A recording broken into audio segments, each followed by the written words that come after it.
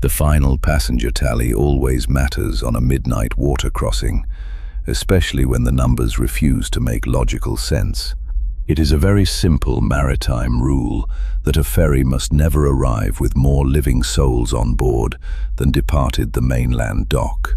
The rusted metal turnstile at the boarding ramp only clicks forward, making it entirely impossible to miscount who walks onto the boat. Yet the damp paper ledger sitting in the toll booth showed 12 tickets sold, while 14 distinct shadows stood on the open deck.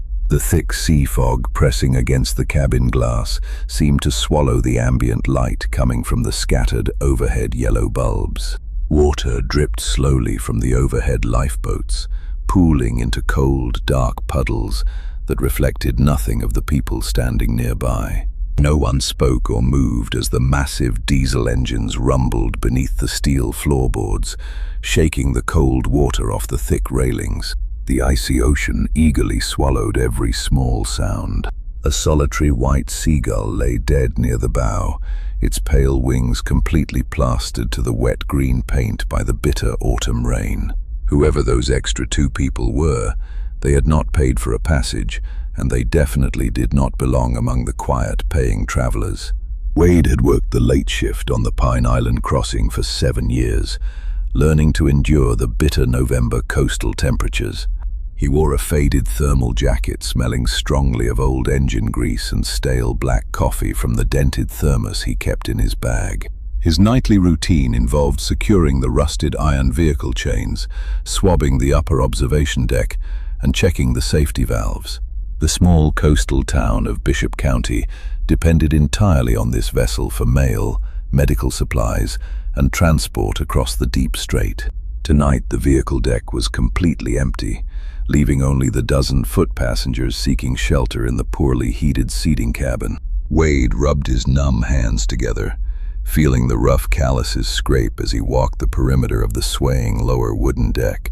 He enjoyed the solitude of the midnight run, far away from the noisy summer tourists who usually complained about the smell of the ocean. The water below looked like polished black obsidian, churning violently into white foam wherever the massive iron propellers chopped it up. The small control tower sat high above, where Captain Mercer piloted the ancient vessel through the treacherous, unmarked, rocky sandbars. Mercer rarely spoke during the crossing, preferring to listen to the weatherband radio crackling softly from the overhead rusty speaker. It would be another 40 minutes before Wade realized exactly why the old captain always locked the solid steel wheelhouse door at night. A sharp gust of salty wind blasted across the open walkway, blowing a torn newspaper against the firmly bolted emergency life preserver. Wade pulled his wool collar up over his numb ears, tasting the bitter salt spray on his chapped lips as he continued his slow patrol. He needed to verify that all 12 ticket holders were safely inside the main cabin before they reached the deep water shipping channel. The wooden floorboards groaned under his leather work boots, sounding exactly like a large tree branch preparing to snap under winter snow. He counted the sleeping figures slumped in the hard plastic chairs, tapping his metal counter once for every person resting in the warmth. The small mechanical counter clicked 12 times, matching the official paper manifest exactly. But a strange smell lingered in the room. It smelled strongly of rotting kelp and stagnant muddy water, masking the usual sharp scent of industrial bleach used by the cleaning crew. Wade assumed someone had tracked low-tide mud onto the linoleum floor, though he could not spot any dirty footprints near the entranceway. He returned to the outer deck to secure the port side railing, noticing a tall figure standing perfectly still near the rear exhaust pipe. The silhouette wore a thick, dark fisherman coat, leaning out over the frigid water in a way that violated several basic safety policies. Wade called out over the loud engine noise, asking the passenger to step back behind the bright yellow warning line painted on the steel. The figure did not turn around or acknowledge the instruction, remaining absolutely motionless as the bitter sea spray washed over its back. Something felt terribly and irreversibly wrong. When Wade walked closer to enforce the safety rule, he found nothing but a large puddle of dark, murky water slowly draining off the deck. He rationalized the strange encounter as a trick of the rolling fog, blaming his extreme fatigue for playing games with his tired vision. 10 minutes later, he went down to the dark engine room to check the port side oil pressure, feeling a sudden, severe drop in the temperature. A second wet footprint sat squarely on the steel grating, much larger than his own boot, and dripping with thick, black harbor mud and weed. He wiped his face with a greasy rag, trying to convince himself that one of the mechanical crew members had left the mess earlier that day. The pressure dial spun wildly for a brief second before settling back to normal, accompanied by the distinct sound of a harsh, wet cough. The cough sounded painful and agonizing, echoing from the dark, narrow crawl space located directly beneath the primary loud combustion chamber. Wade aimed his plastic yellow flashlight into the narrow gap, seeing nothing but rusted pipes and thick cobwebs shaking from the engine hum. He climbed the metal stairs back to the main deck much faster than usual, eager to escape the suffocating smell of rotten fish and decay. Captain Mercer was waiting for him at the top of the stairs, clutching a solid brass wrench with rough knuckles that had turned pure white. The old man smelled of stale tobacco, looking nervously out the small porthole window toward the completely invisible distant mainland shore. He asked Wade very quietly how many passengers he had counted in the main cabin when they departed from the mainland concrete boarding dock. Wade confirmed the number was exactly 12, causing the older man to curse under his breath and wipe a layer of cold sweat from his forehead.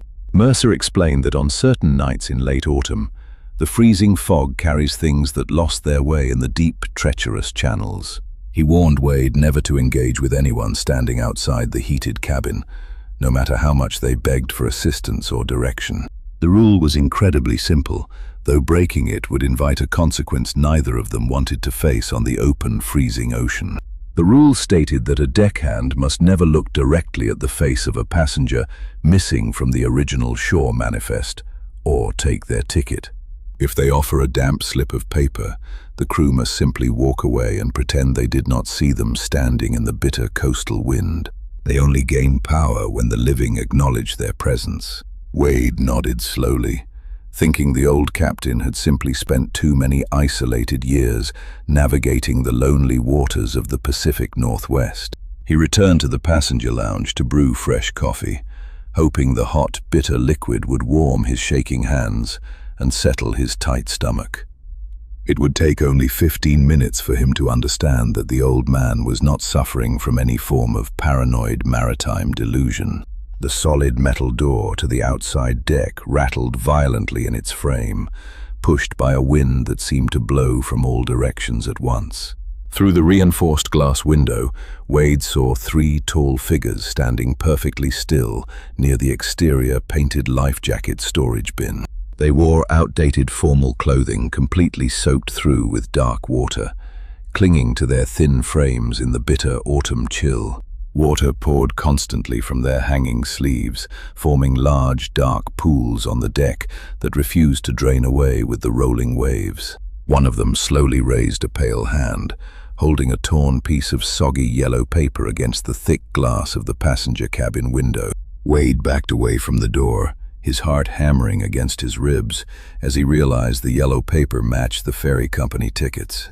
The sleeping passengers inside the cabin began to stir uneasily in their chairs, shivering as the indoor temperature dropped below freezing.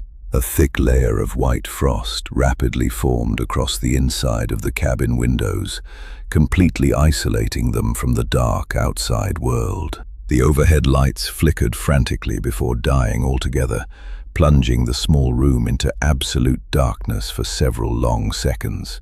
When the backup emergency bulbs finally glowed a dull red, Wade realized the solid metal exterior door was now standing completely open. The smell of rotting kelp and stale mud flooded the small room, causing several waking passengers to cover their mouths and cough loudly. Wade pulled his radio from his leather belt, pressing the talk button to call Captain Mercer for immediate assistance in the passenger bay. Only wet, heavy static answered his desperate call. The radio speaker hissed with the distinct sound of bubbling water, followed by a low, collective groan that did not sound remotely human. He stepped toward the open doorway, intending to pull it shut against the icy wind, but a completely soaked boot blocked the threshold. The tall figure in the ruined formal coat stepped fully into the dim red light, dripping seawater onto the dry commercial linoleum floor. A second figure followed close behind, moving with a strange, disjointed limp that suggested broken bones healing in incorrect alignments. The 12 legitimate passengers retreated to the far corner of the room, whispering frantically as the terrible foul smell overwhelmed them.